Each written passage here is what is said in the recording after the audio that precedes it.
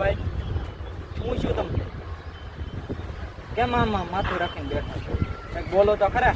આપણે ટેન્શનનો કંઈ પાર નહીં. પૈસાની જરૂર છે. એમાં અમેરિકાનું ને પાકિસ્તાનનું ઇઝરાયલનું અને અફઘાનિસ્તાન બધાને હું ચાલે. મારે હવે શું કરવું?